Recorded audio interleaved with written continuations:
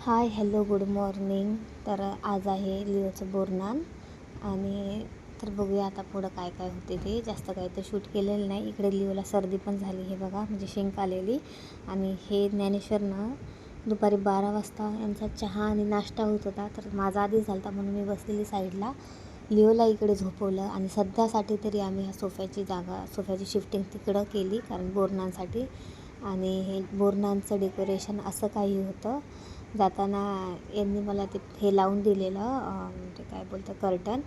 आणि मग बाकीची तयारी सगळी मी आणि लिओची एक चुलत आत्या आहे, तर तिने आम्ही दोघींनी मिळून केलेली. हे थोडे बाहेर गेले होते, म्हणजे सामानच आणायला गेले होते. मग बोरनांची तयारी वगैरे अशी केली. त्यानंतर मग लेकरं वगैरे बोलवले. पण लिओ इकडे इतका रडत होता, इतका रडायला लागला तो, फार रडत होता तो. अजिबात त्याने यावेळेस म्हणजे अजिबात रिस्पॉन्सच दिला नाही. लहान म्हणजे मागच्या वेळेस लहान होता, त्याला समजत नव्हतं. म्हणजे यावेळेस त्याला काय वेगळंच वाटत होतं, इतका सारखं तो रडत होता.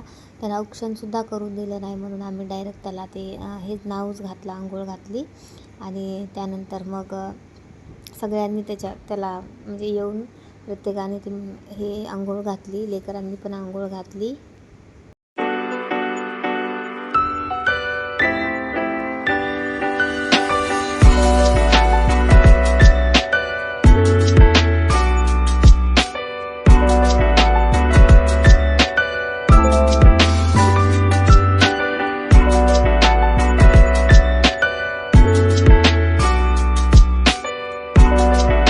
आणि मग नंतर ही लिओची आजी आहे.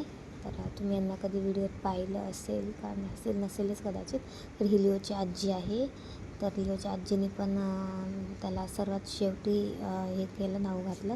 आणि लेकरं तर काय ऐकतच नव्हती. लेकरांनी ते इतका गोंधळ घालून ठेवलेला की बस. आणि ही लिओची आत्या आहे, म्हणजे ती लहानच आहे, 7वीला, म्हणजे चुलत बहीण. तर ती आलेली मला आधीच मदतीला. तर हा बघा इकडे लिओ किती रडतोय, बापरे, रडणं एवढं होतं ना, हे बघा.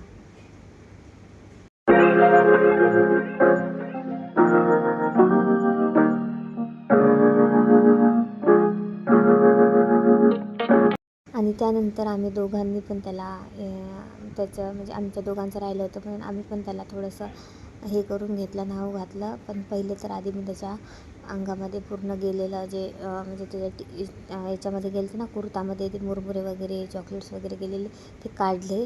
आणि हे बघा लिओचे आजोबा सगळं झाल्यावर मग सृष्टी म्हणजे लिओच्या आत्याने पूर्ण घर झाडून वगैरे काढलं. आणि मी इकडे म्हणजे मी स्वयंपाक बनवला.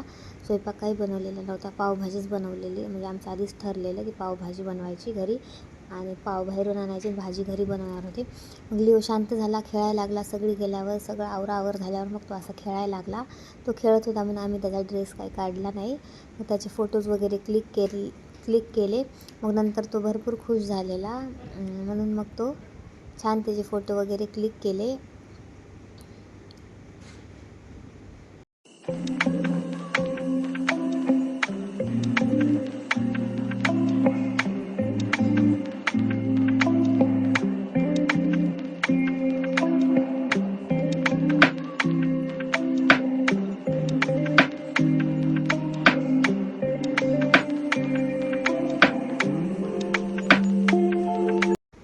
असाच होता आजचा बोरनांचा दिवस. आज वाटलं होतं खूप काही शूट करायला भेटेल, पण अजिबात वेळ नव्हता, वेळ मिळालाच नाही. त्यात माझी पण तब्येत ठीक नाही. एवढं मला डोकं दुखत होतं, मळमळल्यासारखं होत होतं, ॲसिडिटी झालेली मला ॲक्च्युली. त्यामुळे आज काही शूट केलेलं नाही. तर असाच होता आजचा दिवस. कमेंट करून नक्की सांगा कसा ब्लॉग होता तो.